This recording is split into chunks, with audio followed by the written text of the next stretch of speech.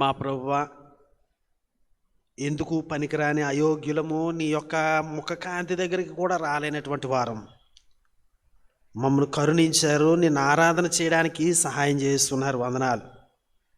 దేవదూతలకు లేనటువంటి భాగ్యాన్ని ప్రసాదిస్తున్నందుకే నీకు స్తోత్రాలు. ఈ సమయంలో నిన్ను వివిధ రీతుల్లో ఆరాధించినట్టుండగా కీర్తనల ద్వారా, కానుకల ద్వారా, ప్రార్థనల ద్వారా, నీ వాక్కులను ధ్యానించడం ద్వారా, చదువుట ద్వారా, ఓ దేవా, మేము సత్యంతో కూడిన ఆత్మతో నిన్ను ఆరాధన చేయడానికి మాకు నేర్పించండి. నీ ముఖార విందమును మేము గాంచడానికి, మమ్మను మేము నీకు సమర్పించుకోవడానికి సహాయతను అనుగ్రహించండి. మా మనసులో పరిగెట్టేటువంటి ఆలోచనలు, బయట నుంచి వచ్చేటువంటి సౌండ్స్, డిస్ట్రాక్షన్స్ అన్నిటి నుండి మమ్మల్ని భద్రపరచండి. మా మనసులను క్రీస్తుకు చెరపట్టడానికి, ఆరాధించడానికి కృపనివ్వండి. క్రీస్తు యేసు పేరట ప్రార్థిస్తున్నాం తండ్రి, ఆమేన్. ప్రియులారా, ఈ సమయంలో కొన్ని కీర్తనలు పాడి దేవుని మహింపరుద్దాం. 33వ కీర్తన పాడుకుందాం. ఆంధ్ర క్రైస్తవ కీర్తన పుస్తకం నుండి 33వ కీర్తన పాడుకుందాం.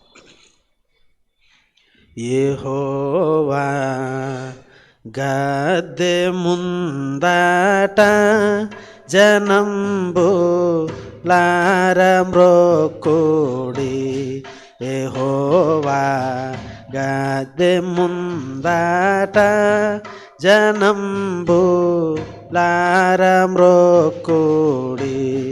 యెహోవా దేవుడే సుమి సృజింప జంపగర్తాయే, సృజింప జంపగర్తాయే, యెహోవా గద్దె ముందట జనంబు లారమ్రోకుడి, స్వశక్తి చేతనాయనే మమున్ సృజించె మట్టిచే, స్వశక్తి చేతనాయనే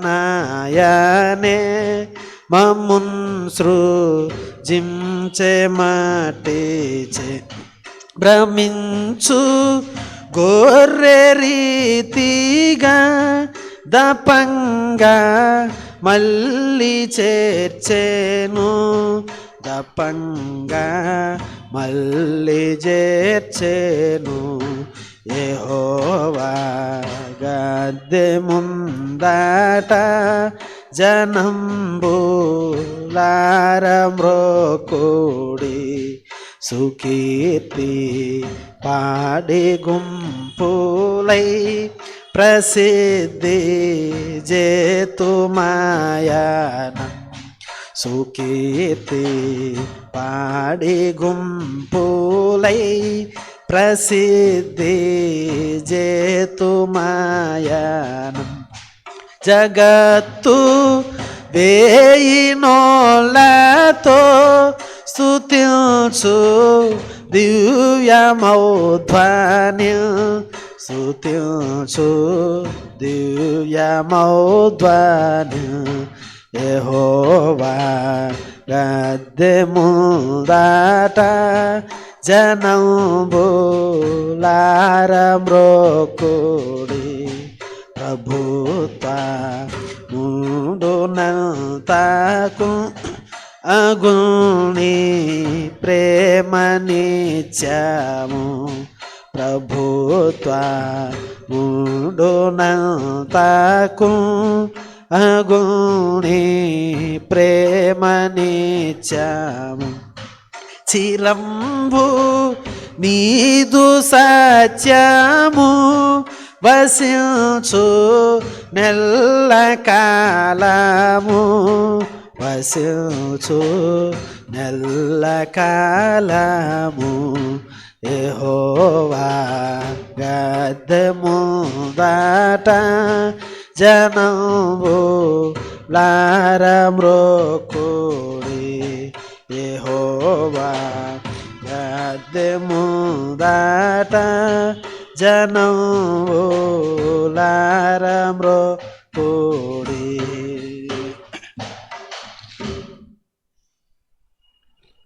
426 కీర్తన పాడుకుందామండి.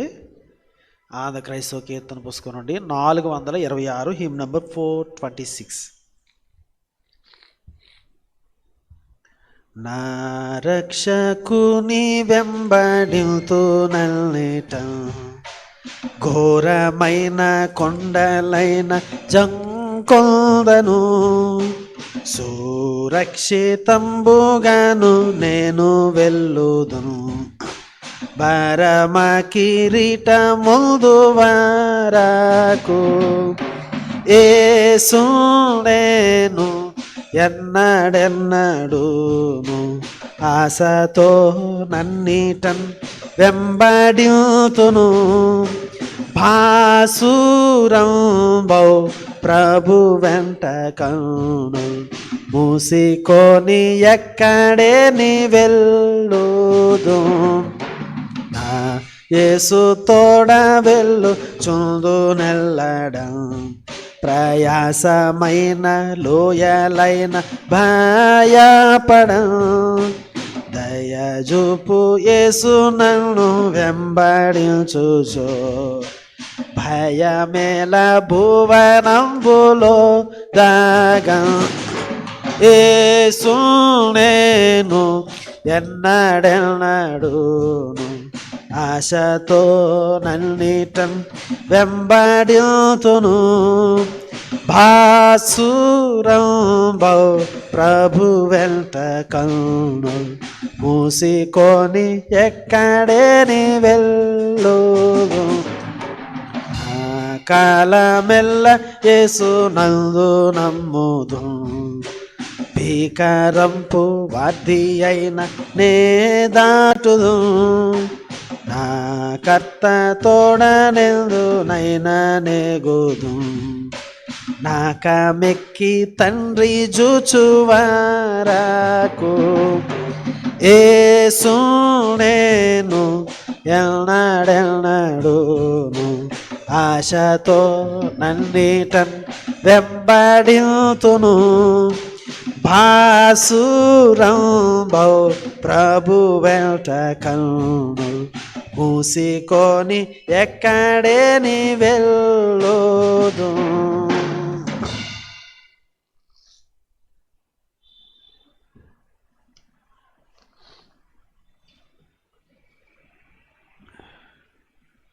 తర్వాతగా 384 కీర్తన పాడుకుందామండి. 384, him number 384.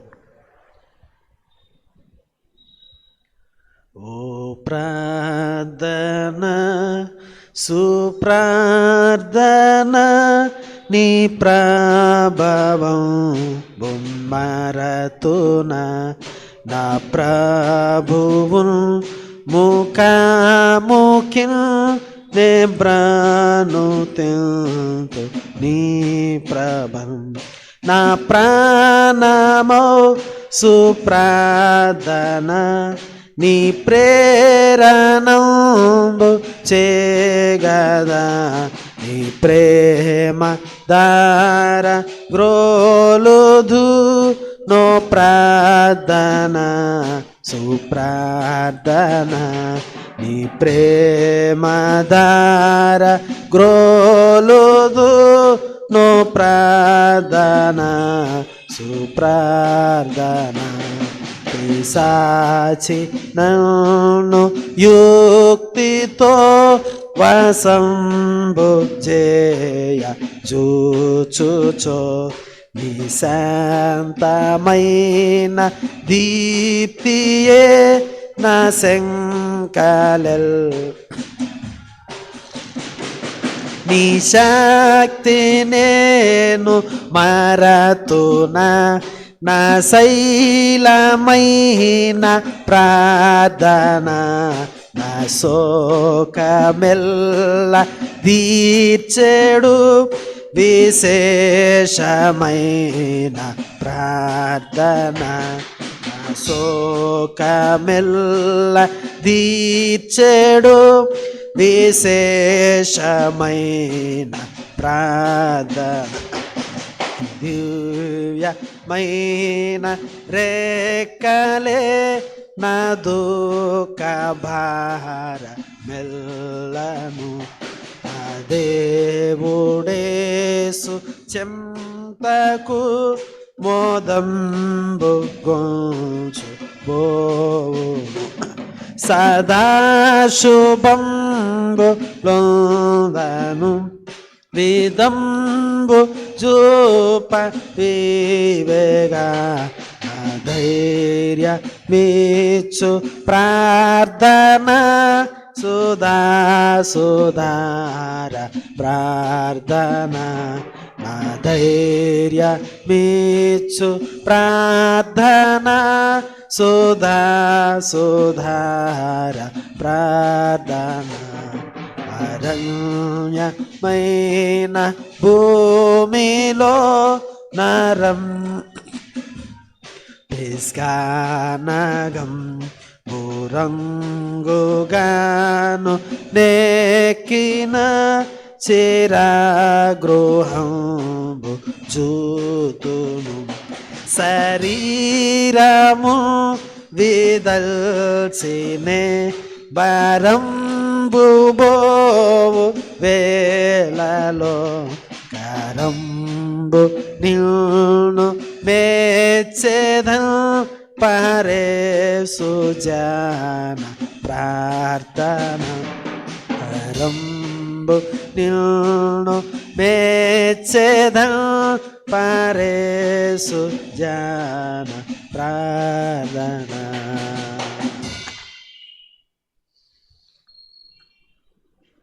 Praise lord.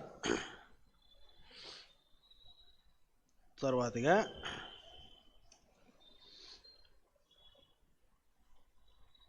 Andhra క్రైస్తవ కీర్తన పుస్తకం నుండి 236 కీర్తన పాడుకుందాం అండి. 236 హిమ్ నెంబర్ 236. రాజాది రాజారా రాజులకు రాజువైరారా రాజయేసు రాజ్యమేలరారా రవి కోటి తేజయేసురారా. ఓ మేఘవాహనంబు మీద వేగమే ఓ మించు వైభవంబు తోడ వేగమే రాజాది రాజారా రాజులకు రాజువైరారా రాజయేసు రాజ్యమేలరారా రవి కోటి తేజయేసురారా. ఓ భూజనంబులెల్ల తేరి చూడగా ఓ నీ జనంబు స్వాగతంబు నీయగా ఓ భూజనంబులెల్ల తేరి చూడగా ఓ నీ జనంబు స్వాగతంబు నీయగా నీ రాజ్య స్థాపనంబు సేయా భూరాజులెల్ల గోలిపోవా భూమి ఆకాశంబు మారిపోవా నీ మహాప్రభావమున వేగా రాజాది రాజా రారా ఆకాశమున దూతలార్భటింపగా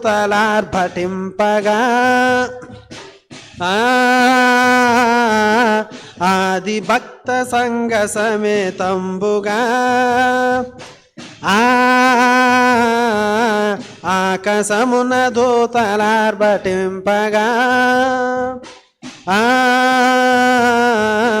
ఆది భక్త సంగ సమేతంబుగా ఆకాశంబు మధ్య వీధిలోన ఏకమై మహాసభజేయ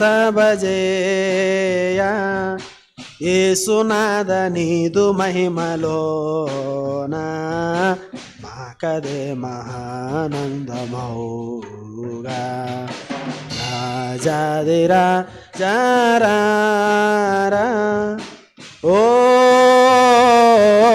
పరమ యెరూషలేము పుణ్య సంగమా, ఓ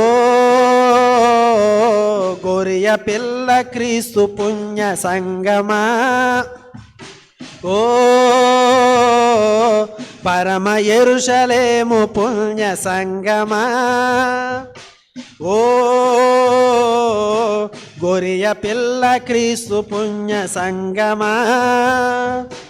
పరమదూతలార భక్తులారా, పౌల పోస్తులార పెద్దలారా, గొరియ పిల్ల యేసురాజు పేరా క్రొత్త గీతమెత్తి పాడరా. రాజాది రాజారా, రాజులకు రాజువైరారా, రాజయేసు రాజ్యమేలరా, రవి కోటి తేజయేసురా. Praise lord. ఆంధ్ర క్రైస్తవ కీర్తన పుస్తకం నుండి 53వ కీర్తన పాడుకుందాం. 53వ కీర్తన, హిమ్ నంబర్ 53. ఈ సాయం కాలమున యేసు ప్రభో వేడెదము, నీ సుదయా రసముల్క నిత్యంబు మముగావో.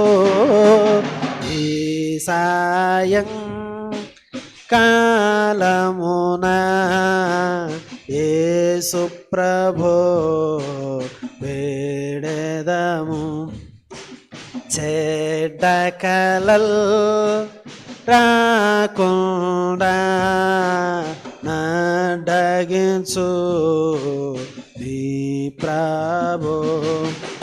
బిడ్డలము రాత్రిలో భీతి బాపుము తండ్రి, ఈ సాయం కాలమున యేసు ప్రభో వేడెదము. దుష్టుడౌ శోధకుని ద్రోకుటకు బలమిము, భ్రష్టత్వమునమేము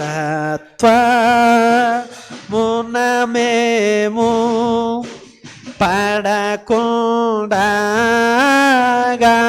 పాడు.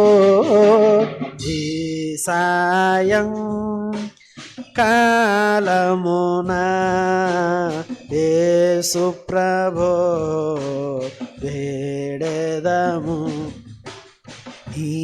ఏక పుత్రుండౌ శ్రీ యేసు నామమున సాయం ప్రార్థనలెల్లా సరగానాలించుమా.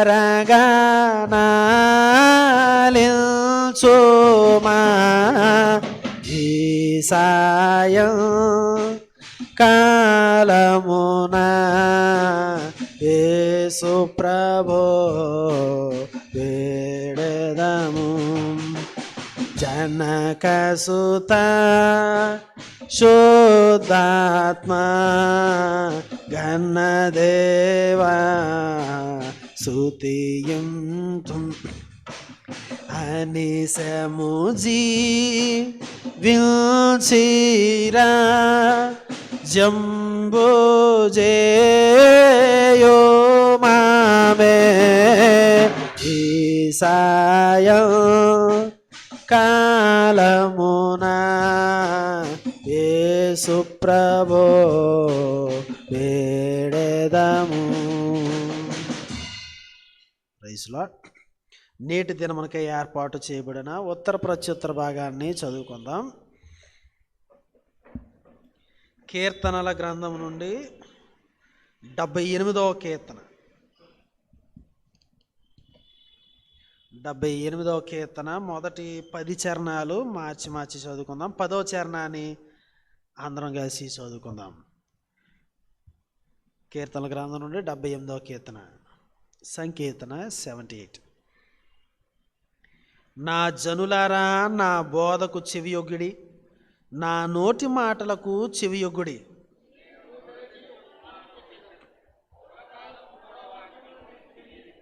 మాకు తెలిసిన సంగతులను, మా పితరులు మాకు వివరించిన సంగతులను చెప్పేదను.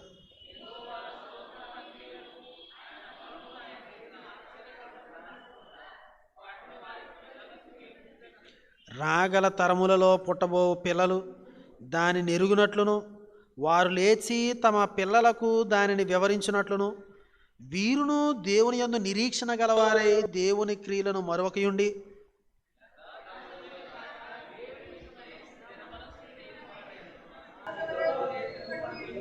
మూర్ఖతయు తిరుగుబాటు గల తరమును పోలినకు వారు ఆయన ఆజ్ఞలను గైకొనున్నట్లును,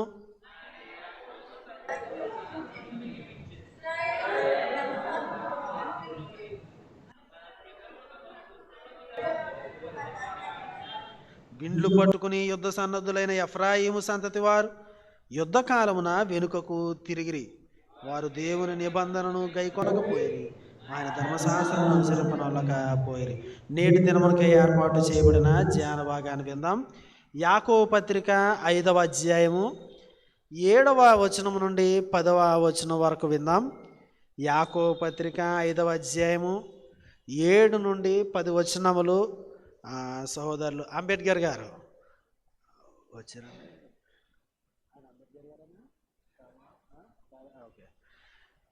సహోదరులు ఎన్జేపీ నారాయణ గారు వచ్చి చదివి వినిపించాలని మనవి చేస్తున్నాం. ఆ తదుపరి వాక్య పరిచర్య కొరకైనటువంటి క్లుప్త ప్రార్థన సహోదరి రాణి ఫ్లారెన్స్ గారు నడిపించాలని మనవి చేస్తున్నాం.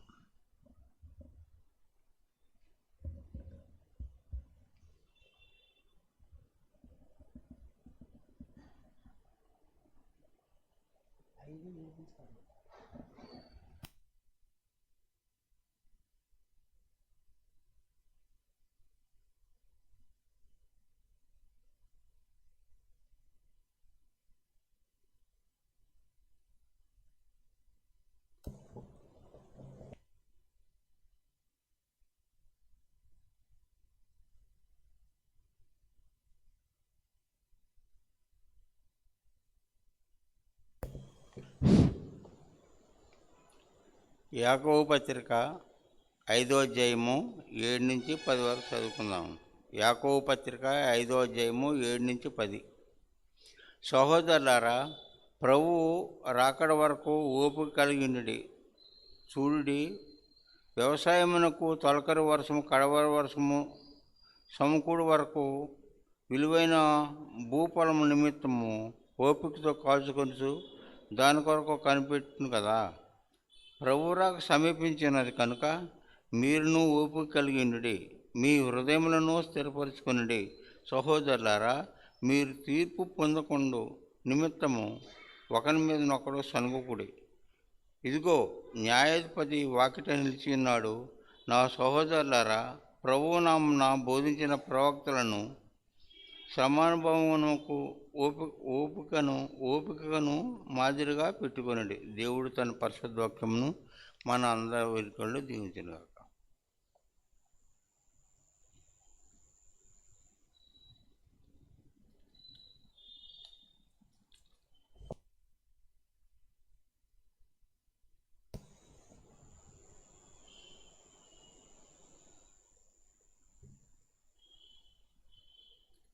ప్రార్థన చేసుకున్నాను. స్తుతి స్తుతి స్తుతి స్తుతులకు పాత్రుడా, సర్వాధికారి, గొప్ప దేవ, మహోన్నతుడా, గనుడు నాయన, మా రాజా, మా కోట, మైతిని శైలమ, మా ఆశ్రయ దుర్గమ, విమోచక నాయన. 2021లోనైనా మొదటి నెలలో 2వ వారంలోనైనా మీ యొక్క పునరుద్ధాన దినములోనైనా సాయంకాలపు వేళలోనైనా మమ్మల్ని అందరూ సమకూర్చిన విధానం కొరకు వందనాలు చెప్తున్నాను అయ్యా. నీకు వందనాలు చెల్లిస్తున్నాం తండ్రి. గొప్ప దేవ, నమ్మదగిన వాడు నైనా, ఆపత్కాలంలో సహాయకుడు నైనా, ఎంతైనా నమ్మదగిన వాడు నైనా. మా దేవ నీకు వందనాలు చెప్పడానికి మా నోరు మా వయసు కూడా చాలదు నైనా. అంత కృపగల దేవుడు, వాత్సల్యం గల దేవ నైనా.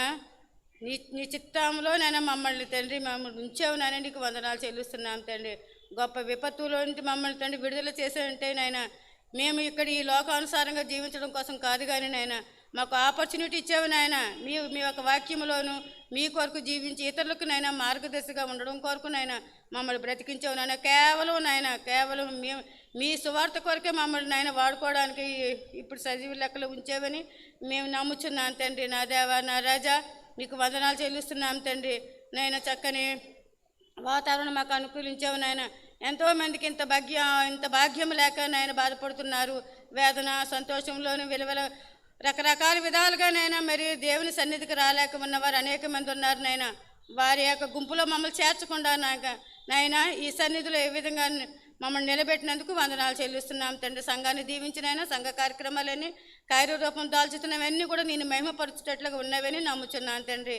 నా దేవా నాయన, మా సంఘాన్ని ప్రేమించిన కాపర్లిద్దరిని జ్ఞాపకం చేసుకోండి నాయన.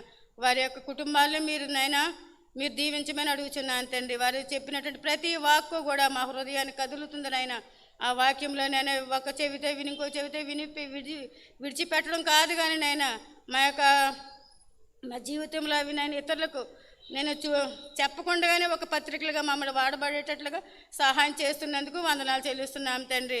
నాయన మరి ఈ సమయంలో రాలేక ఎంతోమంది ఉన్నారు. ఒకవేళ మార్గంలో ఉండుంటారు నాయన, వాళ్ళని త్వరితంగా సన్నిధికి తీసుకురమ్మని అడుగుచున్నాను తండ్రి.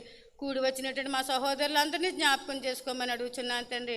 ఈ యొక్క దీనరాలకి భాగ్యం ఇచ్చినందుకు వందనాలు చెల్లిస్తూ, నీ చిత్తము నీ యొక్క ప్రణాళిక అయితే నాయన మరలా మేము కలుసుకునే పర్యంతము మీ యొక్క బలిష్టమైన రెక్కల కింద మమ్మల్ని కాచి కాపాడుతారని ఇప్పుడు వాక్యాన్ని విత్తడానికి సిద్ధంగా ఉన్నటువంటి కాపరి గారిని మీ జ్ఞాపకం చేసుకోనైనా వారి మాటలు మాకు ఆశీర్వాదంగాను నీ నామకు మహిమకరంగా ఉండేటట్లుగా సహాయం చేసి నడిపిస్తారని కొద్ది మాటలు ఎదురైనా యేసునామని అడిగి వేడుకుంటున్నాను తండ్రి. ఆమేన్.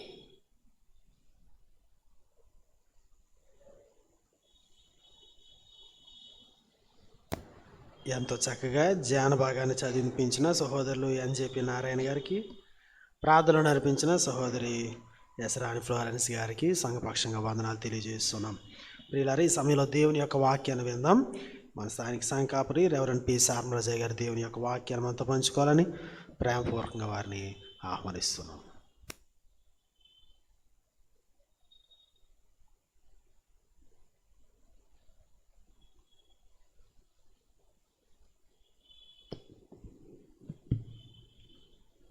దేవుని నామానికి మహిమ కలుగును గాక.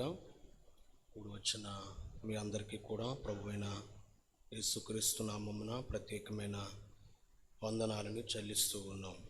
ప్రభునందు ప్రియులారా, చదవబడిన ధ్యాన భాగము యాకోబు రాసిన పత్రిక 5వ అధ్యాయాన్ని తెరిచిపెట్టుకోవాలని ప్రభు పేరట మీకు మనం చేస్తున్నాను. రండి, తలలు వంచుకుందాం, ప్రార్థన చేసుకుందాం.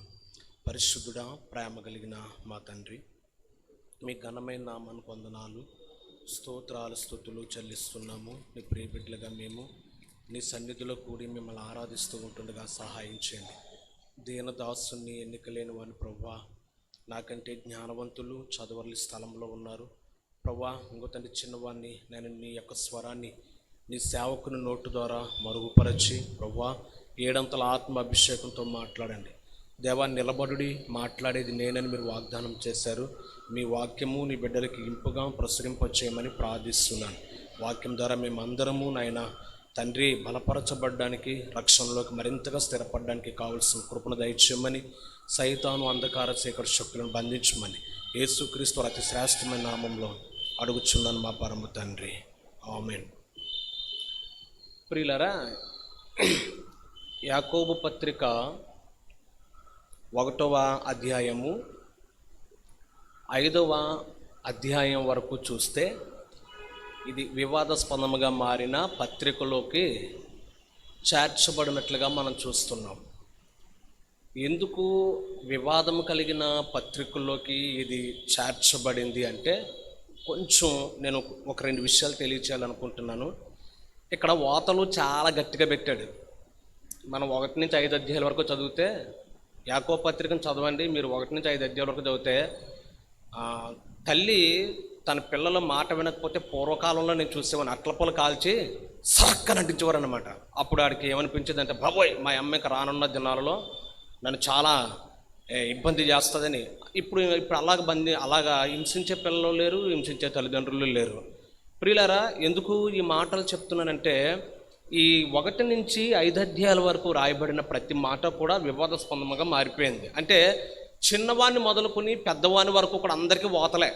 ఎవరిని కూడా క్షమించలేదు, ఇక్కడ ఎవరిని కూడా పొగలలేదు, ఎవరిని కూడా గొప్ప వాళ్ళని చెప్పలేదు, ఎవరిని కూడా మీరింత సరిపోయిన వాళ్ళని అతను ఆ పత్రికలో వ్రాయబడలేదు. ఎలా రాస్తాడంటే, అందరినీ డబ్బున్న వాళ్ళు కానించి మొదలుకొని, బీదవారి కానించి మొదలుకొని, వ్యవసాయదారులు మొదలుకొని, పిల్లలు మొదలుకొని, పెద్దలు మొదలుకొని, ఎవ్రీ పర్సన్, ప్రతి ఒక్కరిని కూడా ఏం చేస్తాడంటే వాతలు పెట్టినట్లుగా మనం చూడగలుగుతున్నాం.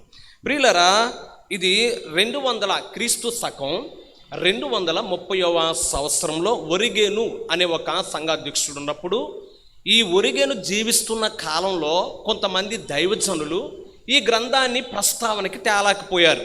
ఈ యొక్క పత్రికను ప్రస్తావనకి ఒరిగేన్ అంటారన్నమాట. అతన్ని కొంచెం గుర్తుపెట్టుకొని, ఒరిగేన్ అన్న ఈ వ్యక్తి కాలంలో జీవిస్తున్న దైవజనులు ఎవరికి దమ్ము లేదు ఈ గ్రంథాన్ని ఎత్తి చూపించి ప్రసంగం చేయడానికి కానీ, ఈ గ్రంథములో ఉన్న సత్యాన్ని బయలుపరచడానికి కానీ దమ్ము ఎవరికీ లేదు. ఒరిగేన్ కాలంలో అందరూ కూడా నోరు మూసుకొని కూర్చున్నారు.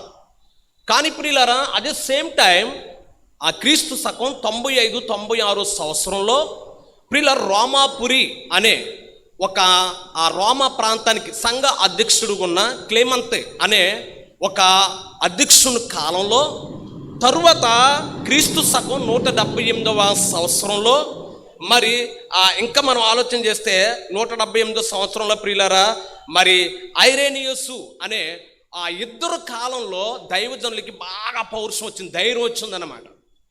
ఏమొచ్చిందంటే ధైర్యం వచ్చింది. అంతవరకు కూడా ఒరిగేన్ కాలం వరకు కూడా ఈ పత్రికను ప్రజల్లోకి తీసుకురావడానికి కానీ, ఈ పత్రికలో ఉన్న మాటలను తెలియచేయడానికి కానీ ఏ ఒక్కరికి ధైర్యం ఏర్పలేదు. కానీ క్రీస్తు శకం 95-96 సంవత్సరంలో మరి రోమాపురి అనే ప్రాంతాన్ని పరిపాలిస్తున్న క్లేమంత్ అనే అధ్యక్షుని యొక్క కాలంలో 178వ సంవత్సరం క్రీస్తు పూర్వంలో మరి అక్కడ ప్రియులారా మనం చూస్తే ఐరేనియస్సు అనే ఈ ఇద్దరు కాలంలో మరి దైవజనులకి పౌరుషం రెట్టింపు అయింది. అప్పుడు ఈ గ్రంథానికి ప్రస్తావనకు తీసుకొచ్చారు. ఈ పత్రికను అంతవరకు మరుగునే ఉంది. ఈ పత్రికను బోధించడానికి కానీ, ఈ పత్రికను ధైర్యంతో ప్రకటించడానికి కానీ ఒరిగేన్ యొక్క కాలంలో ఎవరికి అధికారం లేకపోయింది. తరువాత క్లేమంత్ ఏం చేస్తాడంటే 96-95 సంవత్సరంలో వీరు రోమాపురికి అధ్యక్షులుగా ఉన్నారు కాబట్టి ఇది సత్యం, ఇది ప్రతి క్రైస్తవుని వాతలు పెడుతుంది కనుక, ప్రతి క్రైస్తవునికి మూసిపోయిన నేత్రాలు తెరుస్తుంది కనుక, ప్రతి క్రైస్తవుని మేల్కొల్పుతుంది కనుక, దీన్ని ఖచ్చితంగా మీరు ఏం చేయాలంటే బోధించాలి అని ఒక శాసనాన్ని తీసుకురావడం వలన అప్పుడు యాకోబు పత్రిక అతి సులభంగా క్రీస్తు శకం 96-95 సంవత్సరంలో ఐరేనియస్సు కాలంలో 178వ సంవత్సరంలో ప్రియులారా ఈ దైవజనులు ఈ సువార్తని విఫలముగా బయటకు తీసుకొచ్చారు. ఎందుకు యాకోబు ఈ యొక్క పత్రికను వ్రాస్తాడు? ఈ యాకోబు యేసుక్రీస్తు ప్రభువారి యొక్క సహోదరుడు. ప్రియులారా, ఎందుకు ఈ పత్రికను వ్రాయవలసి వచ్చింది? ఎందుకు ఇంత హిస్టారిక్ కలిగిన పత్రికను, లేకపోతే ఇంత సమాచారం కలిగిన పత్రికను ప్రజలకు ఎందుకు విన్నవించవలసి వచ్చిందంటే, ఇశ్రాయేలు ప్రజలు 12 గోత్రముల వారు కూడా ఆయా ప్రాంతాలకి చెదిరిపోయారు, ఆయా ప్రాంతాలకి పారిపోయారు. ప్రియులారా, దీనికి ఉదాహరణకి ఏంటంటే, మనము జర్మనీ నియంత పరిపాలనలో అతను యూదులను పెట్టిన కష్టాలు, 60 లక్షల మంది యూదులను చంపడం కష్టాలు. ప్రియులారా, ఇంకా తర్వాత స్పెట్లన స్టాలిన్ తన తండ్రి జోసెఫ్ స్టాలిన్ కాలంలో వీళ్ళందరూ కూడా క్రైస్తవులను హింసించడం, అక్కడ ఎవరో పౌలు గారి కాలంలో వీళ్ళ కాలంలో కూడా హింసించడం, ఇవన్నీ కూడా వీళ్ళకి సాదృశ్యంగా మనకి కనబడుతూ ఉంటాయి. ఇశ్రాయేలు ప్రజలు చెదిరిపోయారు. చెదిరిపోయిన తరువాత ఇక్కడ ఏమంటున్నాడంటే, ఇప్పుడు యాకోబు గారు ఒక పత్రికను వ్రాసి, యేసుక్రీస్తు సహోదరుడైన యాకోబు గారు ఒక పత్రికను వ్రాసి అంటారు, ఈ చెదిరిపోయిన క్రైస్తవులందరికీ కూడా ఒక ధైర్యాన్ని నింపడానికి, నాయనలారా ఒకవేళ మీరు తప్పులు చేస్తుండొచ్చు, నాయనలారా, ఒకవేళ మీ ఇష్టానుసారంగా ప్రవర్తించుండొచ్చు, ఒకవేళ దేవునికి మీరు వ్యతిరేకంగా జీవించి ఉండుండొచ్చు, ఇవన్నీ మీరు చేస్తుండొచ్చు. కానీ ఇప్పుడు నేను తెలియజేస్తున్నది ఏంటంటే, ఇక్కడ మీరు తెలుసుకోవాల్సింది, ఈ పత్రికలో కొన్ని సత్యాలు ఉన్నాయి.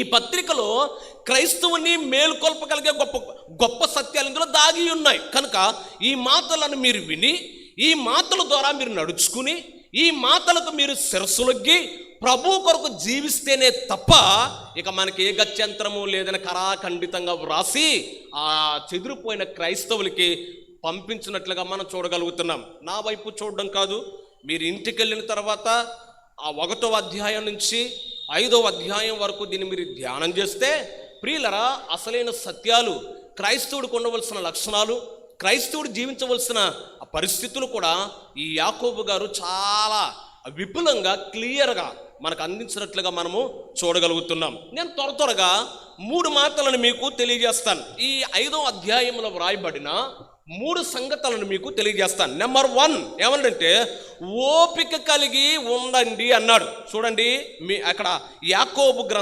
పత్రిక 5వ అధ్యాయము 7వ వచనంలో ఆ మాటను వ్రాస్తాడు. చూడండి, సహోదరులారా, ప్రభు రాకడ వరకు ఓపిక కలిగి ఉండండి.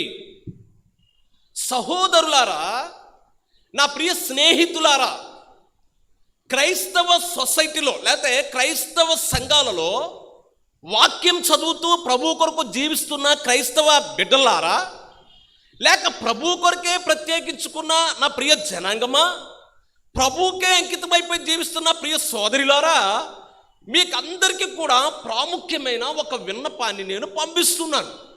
ఆ విన్నపం ఏంటంటే, క్రైస్తవులమైన మనము, దేవుణ్ణి ఆరాధన చేస్తున్న మనము, దేవుని కొరకు నిలబడుతున్న మనము, క్రైస్తవ జీవితంలో మనకున్న ఒడిదుడుకుల కోసం, మనకున్న అష్టకష్టాల కోసం, మనకున్న శ్రమల కోసం, మన పైన వస్తున్న అబంధాల కోసం మనం ఏం చేయాలంటే కొంచెము ఓపిక పట్టాలి అని వ్రాయబడి ఉన్నది.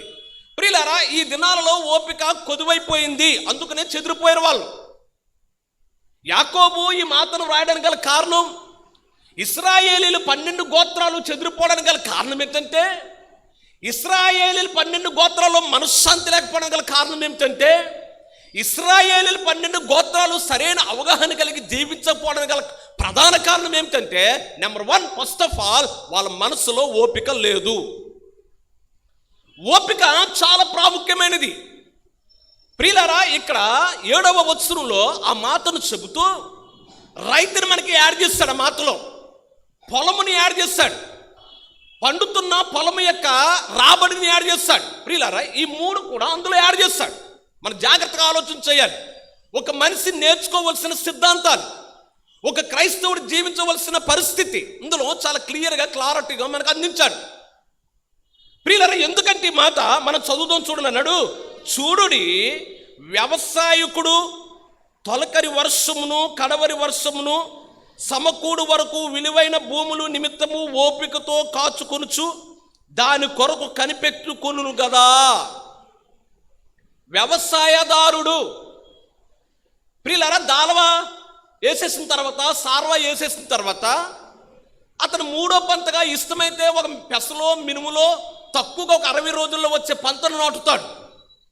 అది అయిపోయిన తర్వాత మరలా దేని కొరకు ఎదురు చూస్తాడంటే, సార్వా ధాన్యం కొరకు ఎదురు చూస్తాడు. మళ్ళీ తొలకరి పంట వేయడానికి. తొలకరి పంట వేయాలి అంటే అంత సులభమేమీ కాదు. తొలకరి పంట వేయాలి అంటే డ్యాములు నిండాలి, తొలకరి వర్షము భూమి మీదకి రావాలి.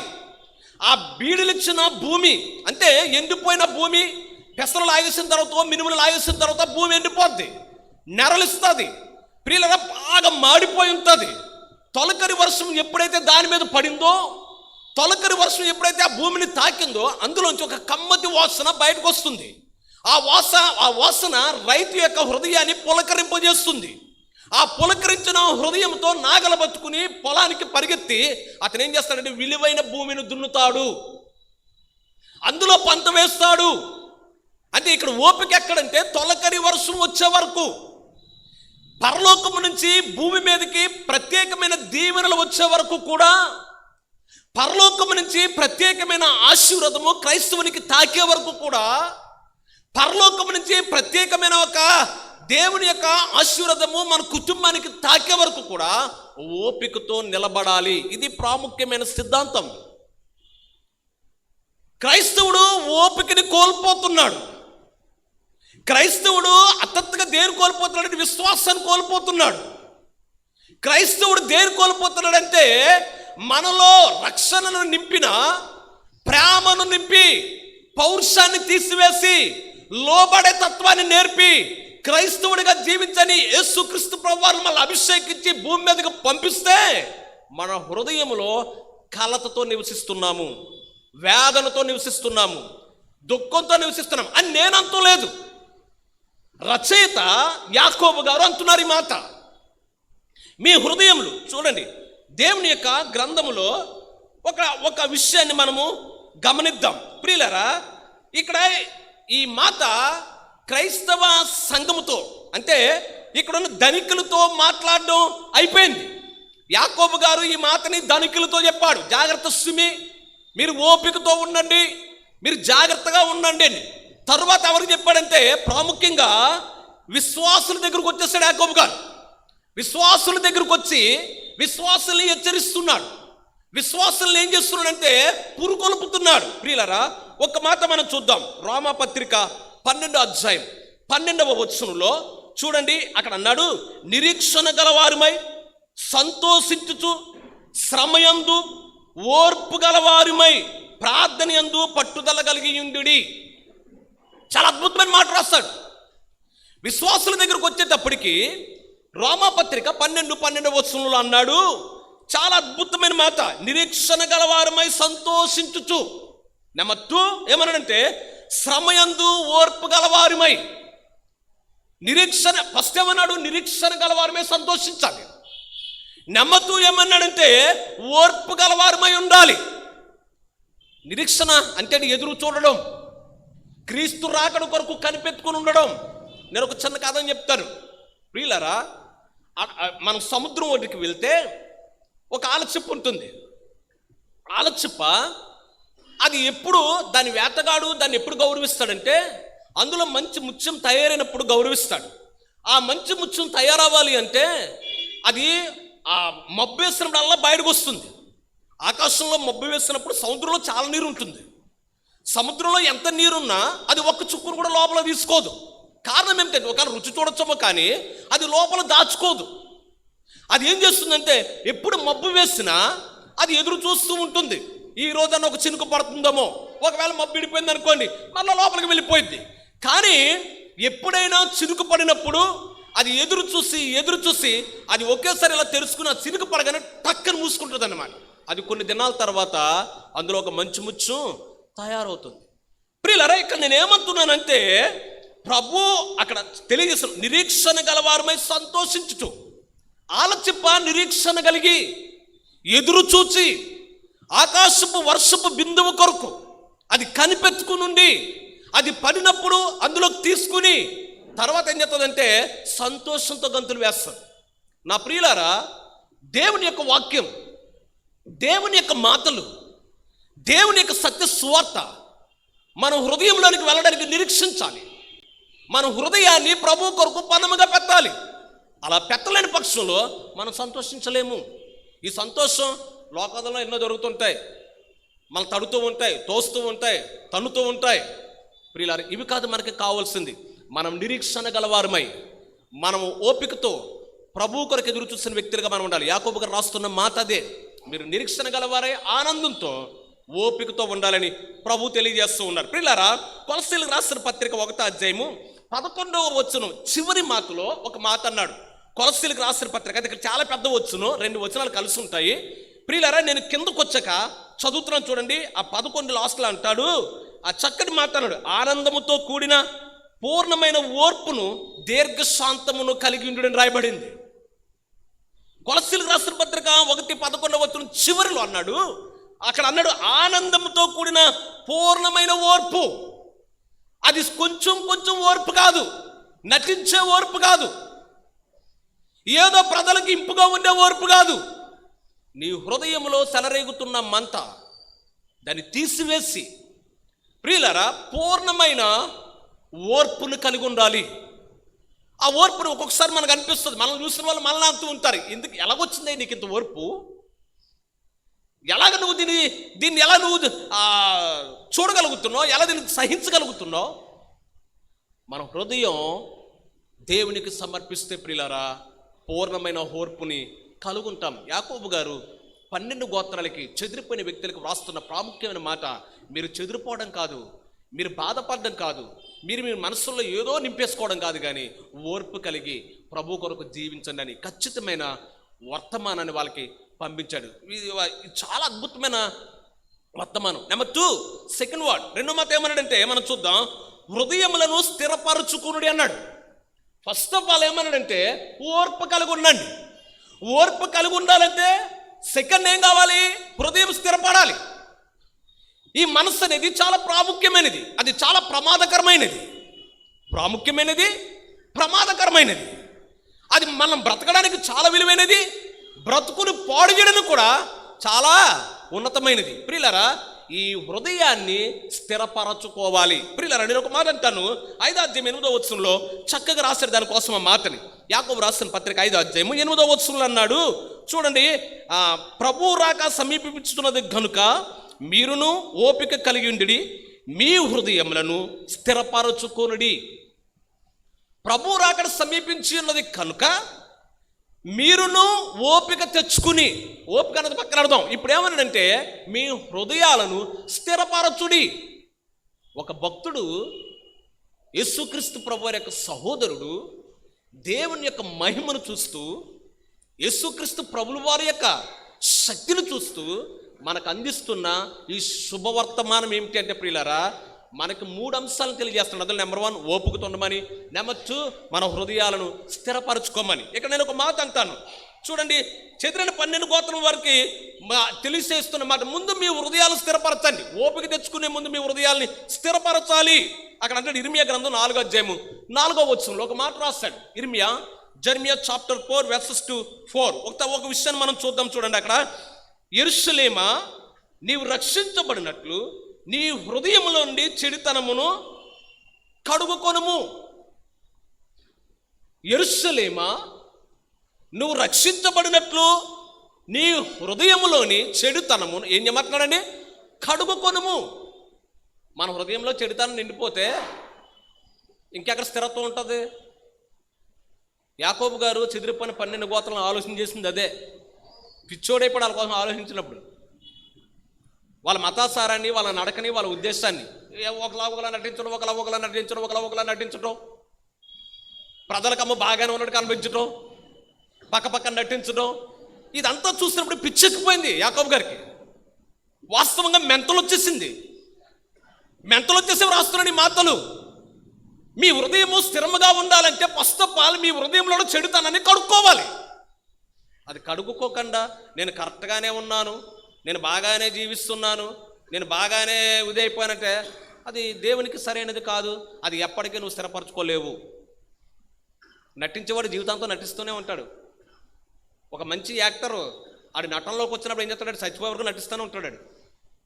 ఆడు ముసలికాలం వచ్చినా నటన తప్పదు ఆడికి. ప్రభువారిని చెప్తున్నాడు, హృదయంలో ఉన్న కలుషాన్ని కడుక్కో. అది యాకోబు 12 గోత్రాలకి తెలియజేస్తున్న మాట. నా ప్రియులారా ఇంకొక మాటని, స్థిరమైన మారు మనస్సు లేని హృదయాలు, స్థిరమైన మారు మనస్సు లేదు, హృదయపూర్వకంగా ప్రభువుని స్తుతించలేని హృదయాలు. స్థిరమైన మారు మనసు అండి, బాప్తిసం తీసుకుంటాం, ప్రభుని ఆరాధన చేస్తాం, ఎంతగానో అన్ని క్రమంగానే చేస్తాం, కానీ అసలేంది నువ్వు ఎన్ని చేస్తే ఎందుకు, నేను ఎన్ని చేస్తే ఎందుకు, నేను ఎంత ప్రసంగం చేస్తే ఎందుకు, నేను ఎంత సేవకునైతే ఎందుకు, నాకు కావాల్సిన సరైన మారు మనసు లేనప్పుడు, సరైన మనసు నాకు లేనప్పుడు, దేవుడు రేపు పొద్దున భూమి మీదకి వస్తే నేను ఆయనతో వెళ్ళలేని కెపాసిటీ నాకు లేనప్పుడు నేను ఎందుకు? దానివల్ల యూజ్ ఏంటి?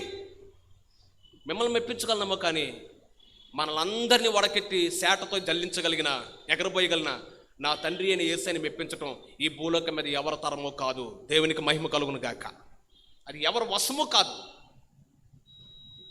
ఎవరి వల్ల కాదు. నా ప్రియులారా ఇంకొక మాట, ఇర్మియా గ్రంథం 9వ అధ్యాయం 25వ వచనంలో ఒక మాట అన్నాడు. ఇర్మియా గ్రంథం 9వ అధ్యాయం 25వ వచనంలో చూడండి, ఇశ్రాయేలీలందరూ హృదయ సంబంధమైన సున్నతి నొందుచున్నారు, తమ హృదయములు లొంగిలేవు, దోషమునకు ప్రతిదండన అనుభవించదమని ఒప్పుకొని ఎడల. దోషమునకు హృదయంలో ఏం లేదంటే వాళ్ళ హృదయంలో చాలా అద్భుతమైన మాట రాశాడు. వాళ్ళ హృదయంలో లొంగిపోయే తనం లేదు,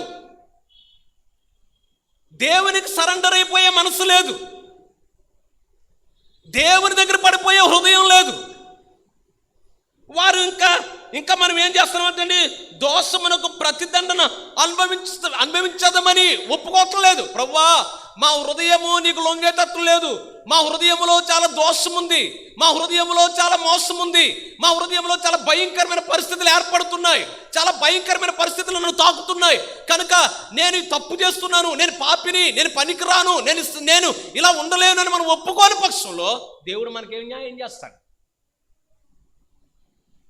పిలాతు యేసుక్రీస్తు ప్రభువారిని ఒక మాట అడుగుతారు, ఏమయ్యా యేసయ్యా, నువ్వు నోరు విప్పందే నేను అలా నీకు న్యాయం చేయను అంటాడు. చాలా అద్భుతమైన మాట. నువ్వు నోరు విప్పందే నేను ఎలా నీకు న్యాయం చేయను? మనం ఒప్పుకుందే మనకు ప్రభు ఎలా న్యాయం చేస్తాడు? మన హృదయంలో ఉన్న దోషాన్ని కడుగుకోనిదే మనకు దేవుడు ఎలా మేలు చేస్తాడు? అందుకనే యాకోబు పత్రిక 200 క్రీస్తు శకం 30 సంవత్సరాలు వివాదాస్పదమైన పత్రికగా మార్చేశారు. దాంట్లో పంపించేస్తారు, వివాదాల్లోకి పంపించారు ఆ పత్రికని. దాన్ని ప్రశాంతంగా ఉండనే లేదు. తర్వాత క్లేమంత్ వచ్చిన తర్వాత ప్రియులారా, క్లేమంత్ 95 క్రీస్తు శకం 95-96 సంవత్సరాల క్లేమంత్ వచ్చిన తర్వాత ఐరేనియస్ వచ్చిన తర్వాత 173 సంవత్సరంలో అప్పుడు అది బయటకు వచ్చింది. అది ప్రశాంతంగా ప్రకటించడానికి, ప్రస్తుతపరచడానికి, దేవుని సువార్తను తీసుకెళ్ళడానికి వాళ్ళకి విసులుబాటు కలిగింది. అంతవరకు అది మరుగులోనే ఉంది. సత్యము మరుగులో ఉంటే దహించేస్తుంది. ప్రియులారా, ఇక లాస్ట్ మాట, మూడో మాట నేను చెప్తున్నాను చూడండి. ఇంకా అక్కడ అన్నాడు, మూడో మాటకు వెళ్ళే ముందు మరొక పర్యాయం మీకు తెలియజేస్తున్నాను. లేవి 26:41, మీరు ఇంటికెళ్ళి చదవండి, టైం అయిపోయింది. లేవి 26:41 అన్నాడు, లోబడని తమ హృదయాలు లోబడని తమ హృదయాలు. ఇంకా మనం ఇశ్రాయేలీలందరూ హృదయ సంబంధమైన సున్నతి నొందలేని వారు. అది ఇర్మియా గ్రంథం 9:25లో. లేవి ప్రియులారా, మనం ఆలోచన చేస్తే 26:41లో అంటాడు, తమ హృదయాలు లొంగిలేవు, తమ హృదయాలలో దేవునికి సరెండర్ అయ్యేటట్లు కనబట్టలేదు. ఇక నేను మూడో మాటగా మీకు తెలియజేస్తున్నది, నెంబర్ 1 ఓపిక కలిగి జీవించమన్నాడు. నెంబర్ 2 ఏమన్నాడంటే మీ హృదయాలను ప్రభువుకు స్థిరముగా ఉండనన్నాడు. నెంబర్ 3 ఏమన్నాడంటే చూడండి, న్యాయాధిపతి వాకిట నిలిచి ఉన్నాడు. నీ ఓపికను చూడడానికి, నీ హృదయం ఎలాగుందో గమనించడానికి, నిన్ను పరీక్షించడానికి ఈ రెండాట్లకి సృష్టికర్త అయిన, ఈ క్రైస్తవ సంఘానికి ఆది నాయకుడైన, పరిశుద్ధుడు, పాపం లేనివాడు, త్రియేక దేవుడైన ప్రభు అయిన యేసుక్రీస్తు ప్రభువారు ఏం చేస్తున్నాడండి? మన హృదయ వాకిటిలో నిలిచి న్యాయాధిపతిగా మన వైపు చూస్తూ ఉన్నాడు. ఓపిక కలిగే మనసు మనకుందా అని, కడుగుకునే మనసు మనకుందా అని, ధైర్యంగా నిలబడగలిగే మనసు మనకుందని. నేను దేనికి భయపడను. కారణం ఏంటి తెలుసండి? వాక్యము సత్యమైనది, వాక్యం సత్యమైనది. కారణం ఏంటంటే వాక్యానికి అనుకూలంగా నడిచినంతసేపు ఒకవేళ సైతానుడు శోధించొచ్చమ్మ, కానీ అది మాత్రం దాన్ని ఎవ్వరూ ముగించలేరు. ఈ విషయాన్ని నేను కరాఖండితంగా 25 సంవత్సరాల అనుభవంలో చెప్పుకుంటూనే వస్తూ ఉన్నాను. నేను 25 ఏళ్ళైతే ప్రకటించుకుంటూనే వస్తున్నాను. ప్రియులారా, కారణం ఏమిటి అంటే మన హృదయాన్ని పరీక్షించడానికి, మన ఓపికను గమనించడానికి, మనం ఏ స్థితిలో ఉన్నామో తెలియచేయడానికి మన తండ్రి అయిన యేసుక్రీస్తు ప్రభువారు న్యాయాధిపతిగా మన ఇంటి ముందు నిలుచుని ఉన్నారు. ఏంటి నిలుచుని ఉండడం? దావీదు మహారాజు గారు లేవీలకు న్యాయం తీర్చడానికి ప్రియులారా 6,000 మంది న్యాయాధిపతులు నిర్మించాడు. ఒకళ్ళని కాదు, ఇద్దరు కాదు, 6,000 పీపుల్స్, న్యాయాధిపతులను, న్యాయం తీర్చే వ్యక్తులను 6,000 మందిని. ఇగో వీళ్ళకు నువ్వు న్యాయం చేయి, వీళ్ళకు నువ్వు న్యాయం చేయి, వీళ్ళకు నువ్వు న్యాయం చేయి, 6,000 మందిని నిర్మించి ఉన్నాడు. మనం చూస్తే మీరు ఇంటికల్లా చదవండి, మొదటి దినవృత్తాంతాల గ్రంథం 23:4 వచనంలో ఎంతమందిని నియమించడం మనకు కనబడుతుంది. అక్కడ 6,000 మందిని న్యాయాధిపతులు. వీళ్ళందరూ ఎందుకంటే లోకం మీద న్యాయం తీర్చాలని మాత్రమే, అనుకూలంగా డబ్బులు ఇస్తే ఒక న్యాయం చేస్తారు, డబ్బులు ఇవ్వకపోతే ఒక న్యాయం చేస్తారు, గొప్పవాడైతే ఒక న్యాయం చేస్తారు, బలహీనతో ఒక న్యాయం తీరుస్తారు, గొర్రెకైతే ఒక న్యాయం తీస్తారు, మేకైతే ఒక న్యాయం చేస్తారు. ఇది లోకంలో ఉన్నదే. దీన్ని మనం ప్రత్యేకంగా చూపించవలసిన అవసరం లేదు. కొంచెం గొప్పగా ఉన్నాం అనుకోని ఒక న్యాయం, కొంచెం బలహీనంగా ఉన్నాం అనుకోని మరో న్యాయం. ఇవన్నీ కామనే. అలాంటి వ్యక్తులను 6,000 మంది నిలబెట్టాడు దావీదు మహారాజు. వీళ్ళందరినీ శిరస్సును పగలగొట్టడానికి, ఈ న్యాయాన్నంతా తుడిచివేయడానికి, అక్రమాలన్నీ తుడిచివేయడానికి మన వాకిట నిలబడుతున్న న్యాయాధిపతి ఒకే ఒకడు, ఆయన యేసుక్రీస్తు ప్రభువారు. యేసుక్రీస్తు ప్రభువారు అక్కడ యాకోబు చాలా కరాఖండితంగా, అందుకనే అట్లప్పులు అంటించి పొస్త చెప్పాను నేను. అట్లప్పులు అంటించి సంఘానికి ఏం పెట్టాడంటే అంటించినట్టు వాతలు పెట్టిన మాటలు ఇవి, సురకలేసిన మాటలు. అంటే తెలంగాణలో వాతలు అంటారు, ఇక్కడేమో సురకలు అంటాం. పచ్చకాయలు ఎత్తున్నాడు, ఎలా తీసుకెళ్తే ఒక ముద్రలాగా ఏటాస్తాను. అంటే కాడికి ఎప్పుడు పచ్చకాయలు రాదని ఆ ముద్ర గుర్తన్నమాట. వీడు పచ్చకామర్లు వచ్చింది, వీడికి ముద్ర వేశారని. బాగా దొంగతనం చేసి జైల్లో పెట్టినాడు. మొదట ఏం చేసేవారంటే ఈ బోతలో ఈ తల తీసేసేవారు.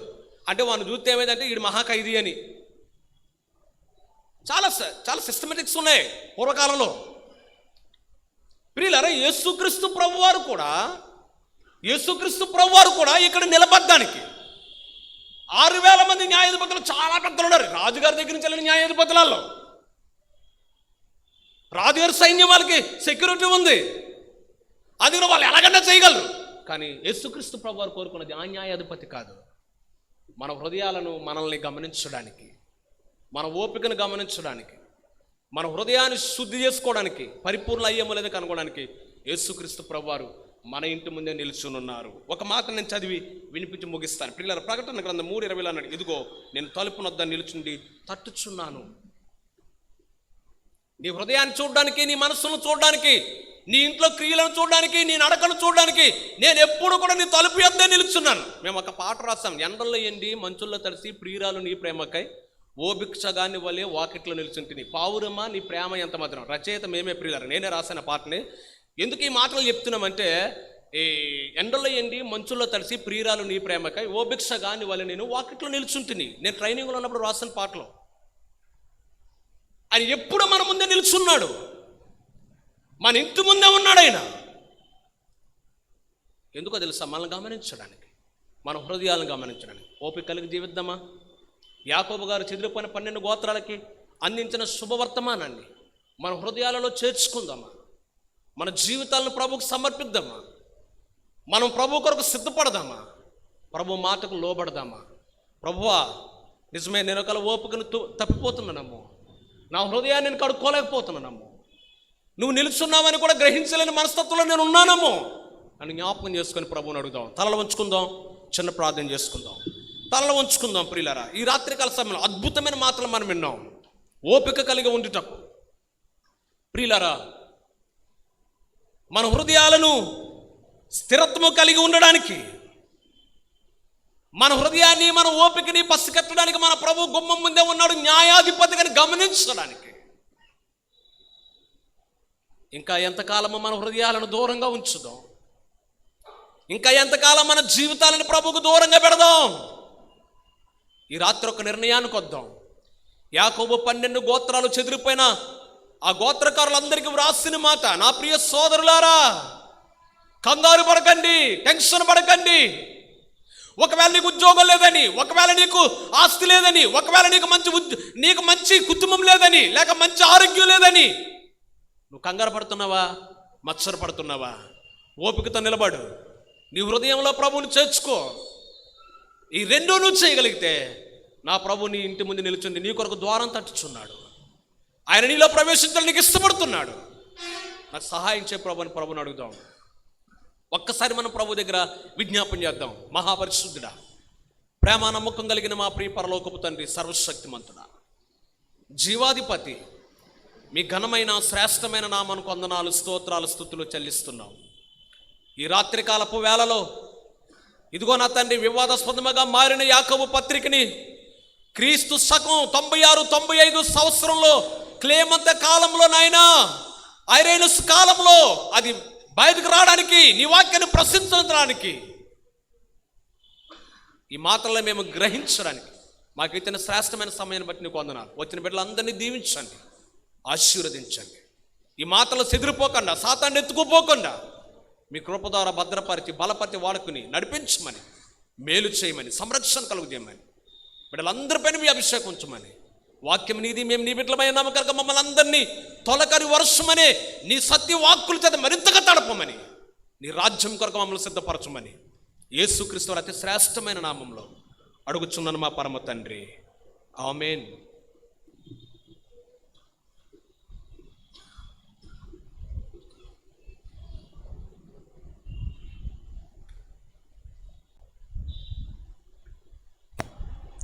ఎంతో చక్కగా దేవుని యొక్క వాక్యాన్ని మనతో పంచుకున్నటువంటి రెవరెండ్ పి సాల్మరాజయ్య గారికి సంఘపక్షంగా వందనాలు తెలియజేస్తున్నాం. ప్రియులరా, ఈ సమయంలో సంఘ పరిచారకులు మన యొద్దకు వచ్చుండగా మనం దేవుని ప్రేమించి తీసుకొచ్చిన కానుకలను ఆయనకు సమర్పిద్దాం. 447వ కీర్తన పాడుకుందాం. 447వ కీర్తన పాడుట ద్వారా కానుకలను సమర్పిద్దాం. సృష్టి పిత సర్వోన్నత సమర్పింతు సర్వస్వము. సృష్టి పిత సర్వోన్నత సమర్పింతు సర్వస్వము. భూమి ఆకాశము నీవే, భూధర శిఖరములు నీవే. భూమి ఆకాశము నీవే, భూధర శిఖరములు నీవే. భూప్రజలు నీవారే, ఫలశౌర్యములు నీవే. పిత సర్వోన్నత సమర్పింతు సర్వస్వము. మేమిచ్చు కాన్క ఏ పాటిది, ఏ ప్రేమ నీకు సాటిది. మేమిచ్చు కాన్క ఏ పాటిది, ఏ ప్రేమ నీకు సాటిది. మోక్షనదా యేసు ప్రభో, అంగీకరించు విభో. సృష్టి పిత సర్వోన్నత సమర్పింతు సర్వస్వము. సృష్టి పిత సర్వోన్నత సమర్పింతు సర్వస్వము. దేవునికి స్తోత్రం. ఈ దినమున ప్రత్యేకంగా సమర్పించబడిన కానుకలు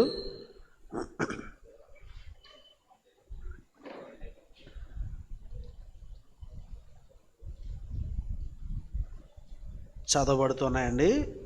సహోదరి సంధిన రూత్ గారు పేదల పింఛని కానుక 500 సమర్పిస్తున్నారు.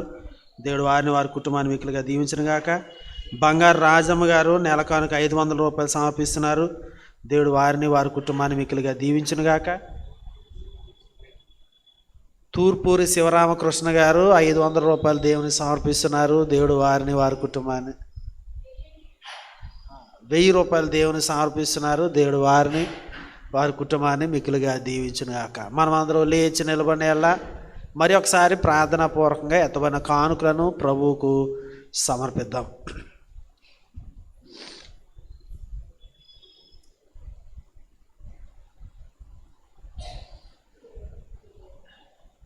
మా పరమరక్షక, నీ పరిశుద్ధ నామానికి వందనాలు. నీకు ఇవ్వడానికి మేము ఏపాటి వారం ప్రభువా. మా ప్రేమను వ్యక్తీకరించడానికి, మా కృతజ్ఞతను తెలియచేయడానికి ఇదిగో టోకెన్గా మేము తీసుకొచ్చిన ఈ కానుకలను మీరు స్వీకరించండి. ఈ కానుకలు 60 దంతులుగా, 70 దంతులుగా, 80 దంతులుగా, 90 దంతులుగా, 100 అంతలుగా ఫలింపు చేయండి. ఆకాశవాకులు విప్పండి. పట్టజాలైన విస్తారమైన దీవెనలు నీ ప్రజల మీద మీరు కృమ్మరించండి. ఈ కానుకల్లో ప్రతి పైసా నీ యొక్క సేవాభివృద్ధి కొరకు మాత్రం వాడబడ్డానికి మీరు ప్రతిష్ఠించండి. ఓ దేవా, ఇదిగో ఈ కానుకలతో పాటు మా హృదయాన్ని మేము సమర్పిస్తున్నాం. స్వీకరించండి. మా జీవితాలకు ప్రభువుగా ఉండి మమ్మల్ని ఏలండి. కానుకలు సేకరించిన ప్రియ పరిచారకులను వారి కుటుంబాలను మిక్కిలిగా దీవించమని క్రీస్తు యేసు పేరట ప్రార్థిస్తున్నాం తండ్రి. ఆమేన్. ప్రకటనలను విందము. కార్యదర్శి గారు.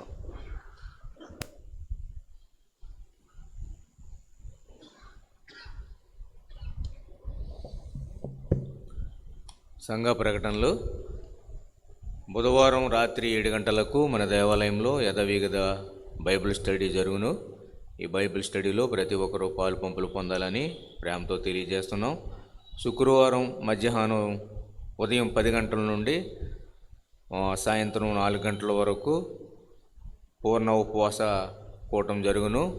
స్త్రీలంతా ఈ పూర్ణ ఉపవాస ప్రార్థన కూటంలో పాలు పంపులు పొందాలని తెలియజేస్తూ ఉన్నాం. శుక్రవారం రాత్రి 7 గంటలకు యథావిధిగా ఉపవాస ప్రార్థన కూటం మన దేవాలయంలో జరుగును. ప్రతి ఒక్కరూ రావాలని ప్రేమతో ఆహ్వానిస్తూ ఉన్నాం. వచ్చే ఆదివారం ఉదయం 10 గంటలకు ఆరాధనా కార్యక్రమం జరుగును, ప్రారంభించబడును. సమయాన్ని గుర్తించి సకాలంలో రావాలని ప్రేమతో ఆహ్వానిస్తున్నాం.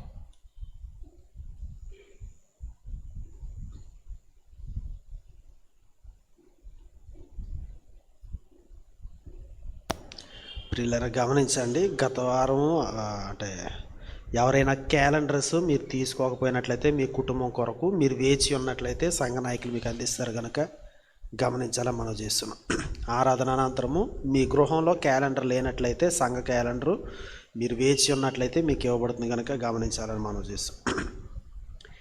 మనమందరం నువ్వు లేచి నిలబడిన 610వ కీర్తన పాడుకుందాం. తదుపరి ప్రభు నేర్పిన ప్రార్థన ఆశీర్వాదంతో సెలవు తీసుకుందాం. ఆంధ్ర క్రైస్తవ కీర్తన పుస్తకం నుండి 610వ కీర్తన పాడుకుందాం. ప్రభువా మమ్మును దీవించి పంపుముని కృపనందించి అభివందనముల చేకొనుమా విభవము మహిమో నతి కీర్తి యుగ యుగములకు నీ కగుతన్ యుగ యుగములకు నీ కగుతన్ కుడిలో వినిన నీ వాక్యము మా గుండెల బదిలము చేయగను గుడి బయటను నాచారములో నడువగదోడ్పడు మోకీర్తి యుగ యుగములకు నీ కగుతన్ యుగ యుగములకు నీ కగుతన్ క్రైస్తవ మైత్రిని సంగములో విస్తరణము చేయగనిమ్ము నేస్తవ భావము లోకములో నెరపగదయగను మోకీర్తి యుగ యుగములకు నీ కగుతన్ యుగ యుగములకు నీ కగుతన్ ప్రభువా మమ్మును దీవించి పంపుముని కృపనందించి పంపుముని కృపనందించి. పరలోకమందున మా తండ్రి, నీ నామం పరిశుద్ధపరచబడుగాక, నీ రాజ్యం వచ్చునుగాక, నీ చిత్తం పరలోకమందు నెరవేరుచున్నట్లు భూమి అందును నెరవేరునుగాక. మా అనుదిన ఆహారాన్ని నేడు మాకు అనుగ్రహించండి. మా రుణస్తులను మేము క్షమించిన ప్రకారము మా రుణములను క్షమించండి. మమ్మల్ని శోధనలోని తేక కీడు నుండి తప్పించండి. ఎందుకంటే రాజ్యము, బలము, మహిమ నిరంతరము నీవై ఉన్నవి తండ్రి. ఆమేన్. తొట్టిల్లకుండా మిమ్మల్ని కాపాడుటకును తన మహిమ ఎదుట ఆనందంతో మిమ్మల్ని నిర్దోషులుగా నిలువబెట్టుటకును శక్తిగల మన రక్షకుడైన అద్వితీయ దేవునికి మన ప్రభువైన యేసుక్రీస్తు ద్వారా మహిమయు మహాత్యమును ఆధిపత్యమును అధికారమును యుగములకు పూర్వమును ఇప్పుడును సర్వ యుగములకు కలుగునుగాక. ఇప్పుడు మన పరమ తండ్రి అయిన దేవుని యొక్క ప్రేమయు ఆయన కుమారుడైన యేసుక్రీస్తు వారి యొక్క కృపయు పరిశుద్ధాత్మని యొక్క అన్యోన్య సహవాసము ఆయనను ప్రేమించి బిడ్డలందరికీ మరి ముఖ్యంగా ఈ పరిశుద్ధ ఆదివారపు ఆరాధనకు హాజరైన ప్రతి ఒక్కరికి సదాకాలము తోడేండి నడిపించునుగాక. ఆమేన్. ఆశీర్వాదంబుల్ మామి వర్షింపజేయో మీషా ఆశతో నమ్మియున్నాము నీ సత్య వాగ్దత్తము ఈ